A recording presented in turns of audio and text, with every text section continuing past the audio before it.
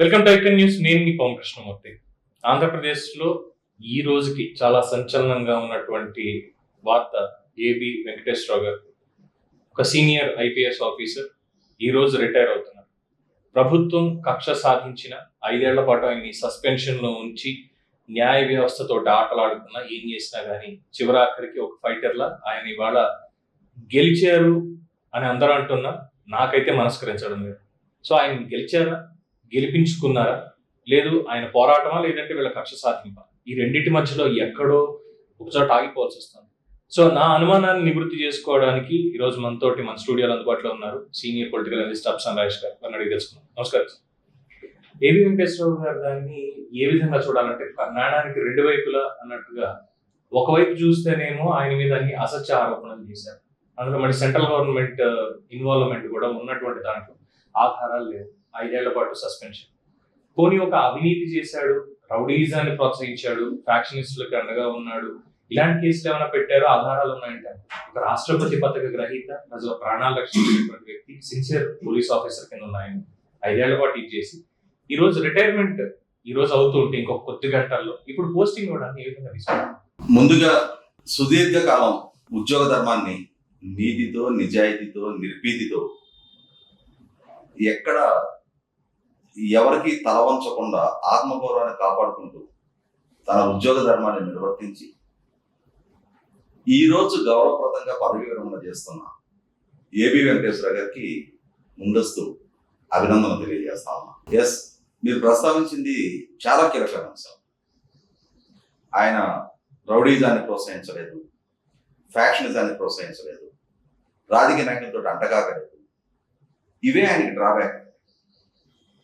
ఆయన అవినీతి పరుడు, ఫ్యాక్షనిజాన్ని సమర్థించేవాడు, రౌడీజాన్ని పెంచి పోషించేవాడు, అధికార పార్టీ నాయకులకి గులాములు కొట్టేవాడు, సలాములు కొట్టేవాడు అయి ఉన్నట్టయితే ఆయన చాలా ఉన్నతమైన పదవుల్లో కొనసాగుతూ ఉండేవారు.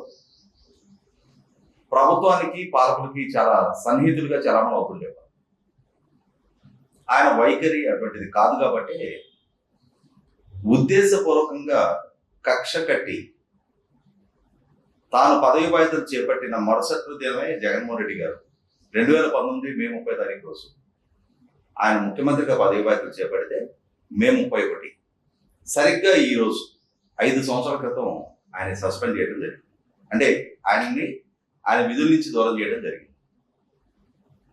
ఆ తర్వాత సుదీర్ఘ న్యాయ పోరాటం, గౌరవ సుప్రీంకోర్టు ఆదేశాలతోటి వారిని తిరిగి విధిలోకి తీసుకున్నా కూడా ఏ కారణాలతో అయితే వారిని సస్పెండ్ చేశారో అదే కారణాలని సాకా చూపిస్తా తన విధుల్లోకి తీసుకున్న 2 వారాలకు మరొకసారి సస్పెండ్ చేయడం జరిగింది. దీని మీద ఆయన తిరిగి అవిశ్రాంత పోరాటం జరుపుతూ వచ్చారు. చివరికి మే 8వ తారీఖు సెంట్రల్ అడ్మినిస్ట్రేటివ్ ట్రిబ్యునల్ నుంచి వారిని 2వసారి సస్పెండ్ చేయడం న్యాయసమ్మతం కాదు, వారికి ఇమ్మీడియట్ గా పోస్టింగ్ ఇవ్వండి అని చెప్పని క్యాట్ ఆర్డర్స్ ఇచ్చినా కూడా మే 8వ తారీఖు వారి ఆర్డర్స్ వారికి అనుకూలమైన ఆర్డర్స్ వచ్చి మే 11వ తారీఖు రోజు వారి ఆర్డర్ కాపీ తోటి చీఫ్ సెక్రటరీ గారికి దరఖాస్తు సబ్మిట్ చేస్తే ఈరోజు మే 31 ఏ రోజైతే వారి పదవీ విరమణ షెడ్యూల్ అయ్యిందో అదే రోజు ఈలోగా ఎన్ని పీఠముళ్ళు వేయాలో అన్ని పీఠముళ్ళు వేసే ప్రయత్నం ప్రభుత్వం వైపు నుంచి జరిగి ఇక్కడ చీఫ్ సెక్రటరీ గారి వైఖరి 100% ప్రశాంతకం. ఎందుకంటున్నానంటే క్యాట్ నుంచి ఏబి వెంకటేశ్వరరావు గారికి అనుకూలమైన ఉత్తర్వులు వచ్చిన తర్వాత ఆ ఉత్తర్వులతోటి నాకు ఈ విధమైన ఆదేశాలు, నాకు అనుకూలమైన ఆదేశాలు వచ్చాయి కాబట్టి దీన్ని అమలుపరచండి అని చెప్పాను చీఫ్ సెక్రటరీ గారికి ఏబి వెంకటేశ్వర గారు దరఖాస్తు చేసిన తర్వాత కోడ్ ఆఫ్ కాండక్ట్ అమల్లో ఉన్న సందర్భంగా విధాన నిర్ణయం తీసుకోవాల్సిన అవసరం ఉన్నప్పుడు చీఫ్ సెక్రటరీ గారు ఎలక్షన్ కమిషన్ కన్సల్ట్ చేస్తున్నారు. కానీ ఇక్కడ చీఫ్ సెక్రటరీ గారు ఏం చేశారు, పరిధి దాటి విధాన నిర్ణయం తీసుకునే అధికారం లేని ముఖ్యమంత్రి గారికి ఫైల్ రిఫర్ చేశారు. అంటే ఇక్కడ ఫైల్ ముఖ్యమంత్రి గారికి పంపించడానికి చీఫ్ సెక్రటరీ గారికి వెసులుబాటు లేదు. అయినా లేని అధికారాన్ని ఉపయోగించుకొని చీఫ్ సెక్రటరీ గారు ముఖ్యమంత్రి గారికి పంపించారు. కోడ్ ఆఫ్ కాండక్ట్ అమల్లో ఉంది, పాలసీ డెసిషన్స్ తీసుకున్న స్టేజ్లో మనం లేం కదా. ఇప్పుడు ఎలక్షన్ కమిషన్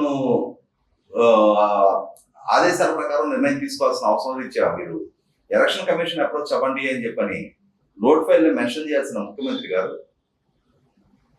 ఆయన కూడా మళ్ళీ తిరిగి కోర్టులో అప్పీల్ చేయమని చెప్పని నోట్ ఫైల్లో రాయడం జరిగింది. అసలు ఆర్డర్స్ ఇవ్వడానికి ఆయనకు అధికారం లేదు.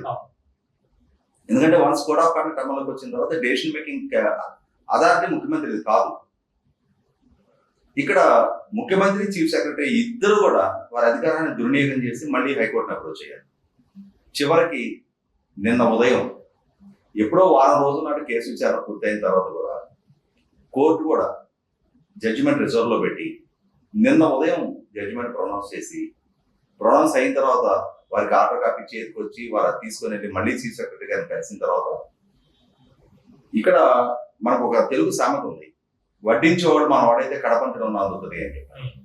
నిజంగానే చీఫ్ సెక్రటరీ గారు ఆయన్ని ఒక గౌరవప్రదమైన అంటే వారి ఉద్యోగం నుంచి నిష్క్రమించే సందర్భంలో గౌరవప్రదంగా నిష్క్రమించడానికి కావాల్సిన మార్గం సుగమం చేయాలి అని అంటే వారు సబ్మిట్ చేసిన ఆర్డర్ కాపీ ప్రాతిపదిక నిన్నే సాయంత్రం ఆర్డర్ ఇచ్చి ఉండొచ్చు.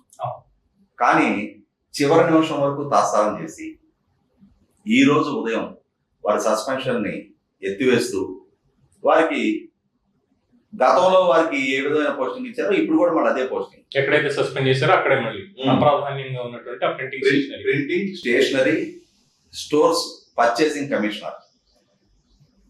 జనరల్ గా నేను ఇందాక చెప్పిన సామెత ఇక్కడే మళ్ళీ వర్తిస్తుంది. సీనియారిటీ లిస్ట్ లో 11వ స్థానంలో ఉన్న కసిరెడ్డి రాజేంద్రనాథ్ రెడ్డి గారిని ఏమో డీజీపీ స్థానంలో కూర్చోబెట్టారు.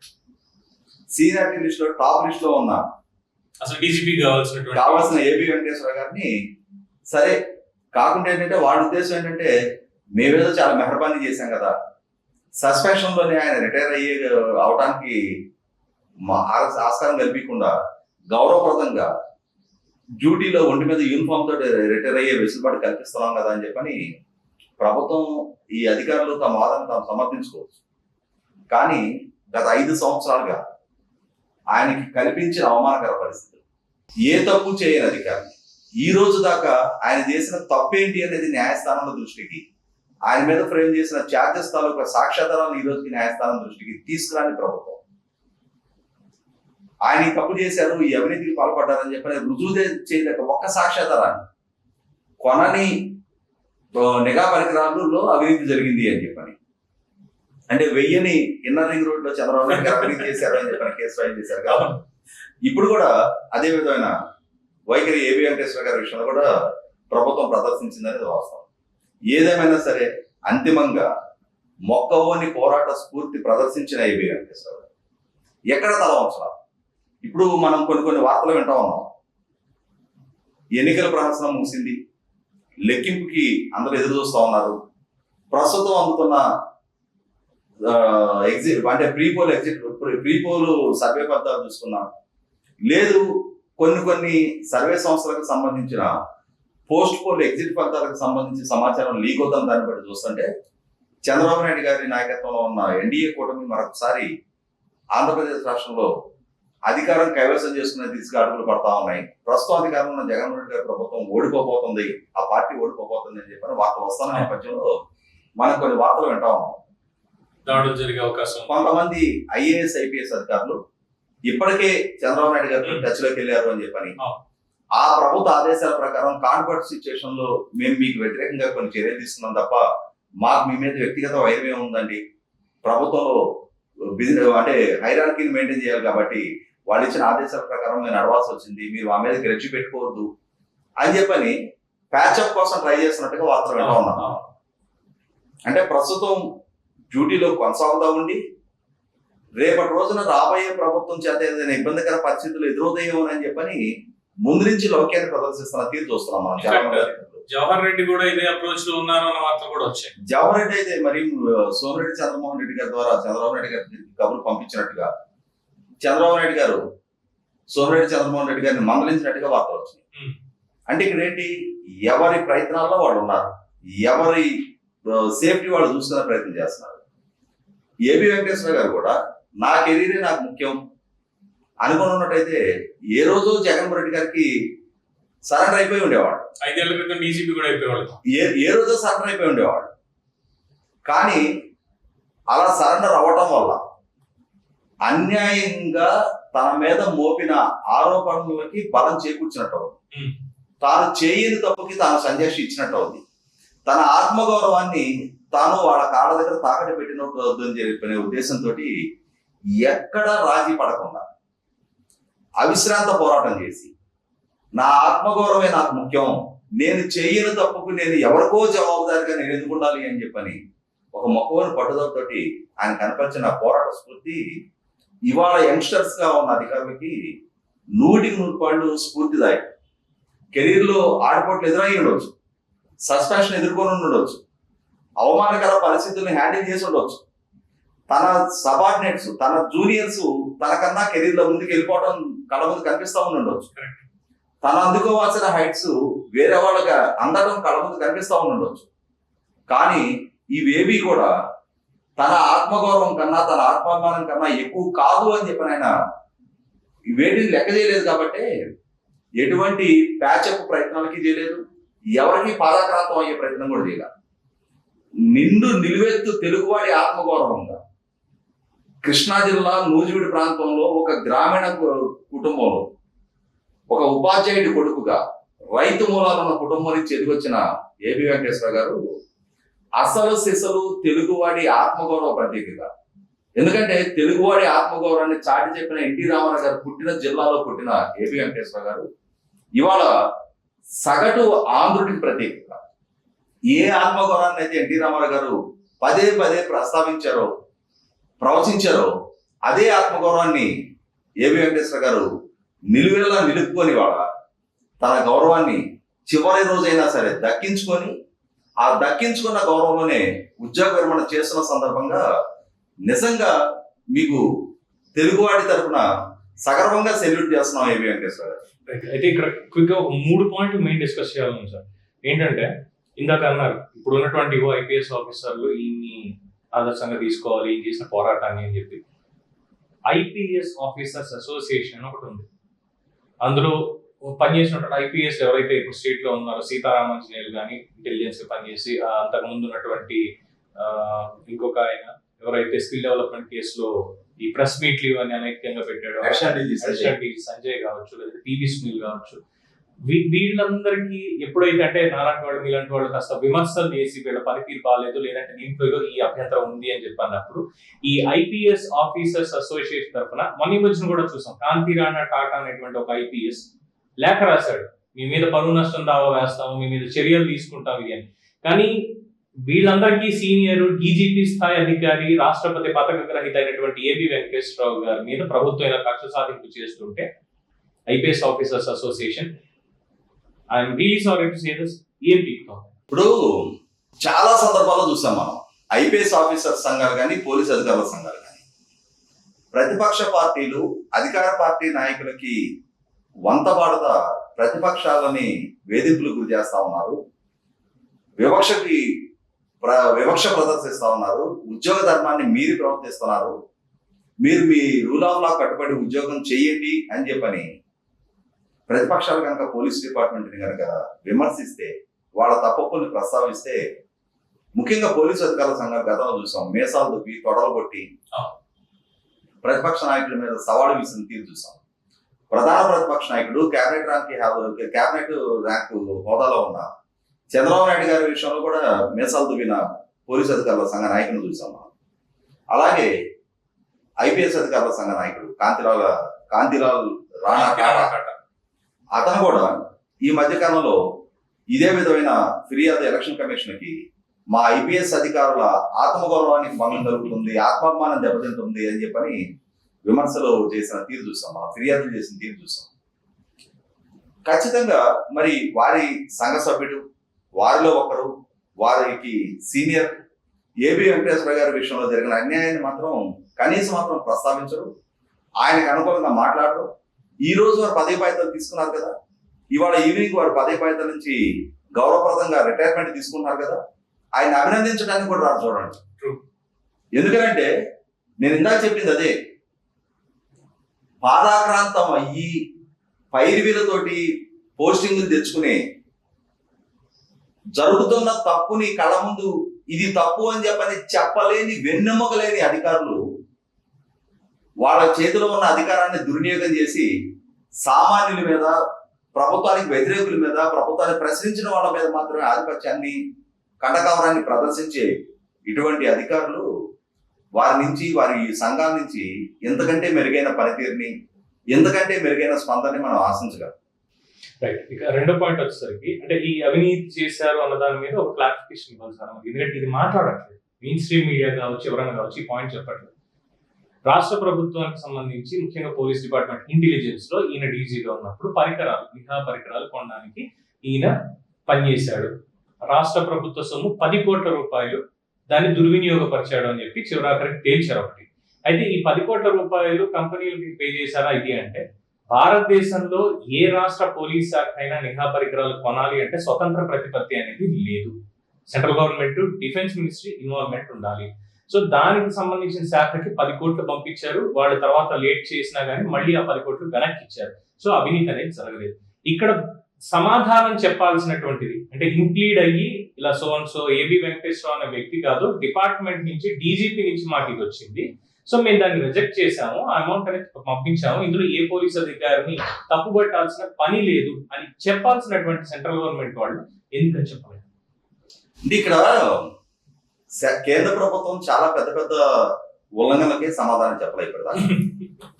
అంటే 2021 ఆర్థిక సంవత్సరంలో జగన్మోహన్ రెడ్డి గారి నాయకత్వంలో ఉన్న ఆంధ్రప్రదేశ్ ప్రభుత్వం 48,000 కోట్ల రూపాయలు ట్రెజరీ బిల్స్ లేకుండా ఖర్చు పెట్టారు అని చెప్పని కేంద్ర ఆర్థిక శాఖ లెటర్ రాసింది. 48,000 కోట్లు ట్రెజరీ బిల్స్ లేకుండా. అంటే ఏ అవసరాలు ఇచ్చే ఖర్చు పెట్టారు వాటిని? దానికి అనుమతి ఇచ్చింది ఎవరు? నిధులు విడుదల చేసింది ఎవరు? ఆ నిధులు ఎటు నుంచి ఎటు రూటెన్ అయినాయి? అంతిమంగా ఎవరికి చేరినాయి? ఆడిట్ లో ఏం తేలింది? దీని గురించి ఎక్కడైనా ఒక సమగ్ర వివరణ కేంద్ర ప్రభుత్వం నుంచి కానీ రాష్ట్ర ప్రభుత్వం నుంచి కానీ మనం చూసామా? 2022-23 కాగ్ రిపోర్ట్ లో 4 లక్షల కోట్ల రూపాయల ట్రాన్సాక్షన్స్ రెగ్యులరైజ్ చేయాలి అని చెప్పని ఉంది. 4 లక్షల కోట్ల ట్రాన్సాక్షన్స్ కి రెగ్యులరైజ్ అవ్వాల, ట్రాన్సాక్షన్స్ ప్రాపర్ గా లేవు. ఇంకొక భారీ ఉల్లంఘన ఏంటి అంటే, రాయలసీమ డ్రాట్ మిటిగేషన్ ప్రాజెక్ట్ పేరిట 900 కోట్ల రూపాయలు power purchasing corporation, power finance corporation నుంచి లోన్ తీసుకొచ్చారు. ఇది ఎప్పుడు జరిగిందండి? ఈ మధ్య కాలంలో. అయితే Rayalaseema drought mitigation project Telangana ప్రభుత్వం అభ్యంతరం వ్యక్తం చేసిన తర్వాత నేషనల్ గ్రీన్ ట్రిబ్యునల్ ఆదేశాలు ఇవ్వడం జరిగింది. పర్యావరణ అనుమతులు లేని ఈ ప్రాజెక్టు నిర్మాణం టేకప్ చేస్తే మిమ్మల్ని ప్రాసిక్యూట్ చేస్తాము అని చెప్పని రేవంత్ రెడ్డి బయటపెట్టిన ఇష్యూ లేదు, కేసీఆర్ గారి హయాంలోనే. కేసీఆర్ హయాంలోనే రేవంత్ రెడ్డి ప్రతిపక్ష నేతగా ఉండి బయటపెట్టినటువంటి అప్పుడు కేసీఆర్ గారి ప్రభుత్వ అభ్యంతరం మేరకు నేషనల్ గ్రీన్ ట్రిబ్యునల్ ఆదేశాలు ఇవ్వడం జరిగింది. ఆదేశాలు ఇచ్చిన తర్వాత ఆంధ్రప్రదేశ్ చీఫ్ సెక్రటరీ ఈ ప్రాజెక్ట్ పనులు మేము టేకప్ చేయటం లేదు, మేము పనులు నిలిపివేసామని చెప్పని కోర్టుకి అఫిడవిట్ ఇచ్చారు. అంటే కోర్టు ఆదేశాలతో నిలిపివేసిన ప్రాజెక్టుకి 900 కోట్ల రూపాయలు ప్రభుత్వం గ్యారెంటీ ఇచ్చి రుణం తీసుకుంది. ఆ ప్రాజెక్ట్ పనులు జరగట్లా. చీఫ్ సెక్రటరీ స్వయంగా అఫిడవిట్ ఇచ్చాడు, ఈ పనులు ఆపేస్తున్నాం మేము అని చెప్పని. అటువంటి ప్రాజెక్టుకి లోన్ కోసం అప్లై చేసింది ఎవరు? ఈ ప్రాజెక్టు పనులు నడుస్తున్నాయో లేదా అని చూసుకోకుండా సెంట్రల్ గవర్నమెంట్ కి సంబంధించిన పవర్ ఫైనాన్స్ కార్పొరేషన్ 900 కోట్లు రుణం ఎట్లా ఇచ్చింది? రాష్ట్ర ప్రభుత్వం గ్యారంటీ ఇచ్చింది. ఆ లోన్ ఎక్కడికి రావాలి? అమౌంట్ స్టేట్ గవర్నమెంట్ కన్సాలిడేటెడ్ ఫండ్కి రావాలి.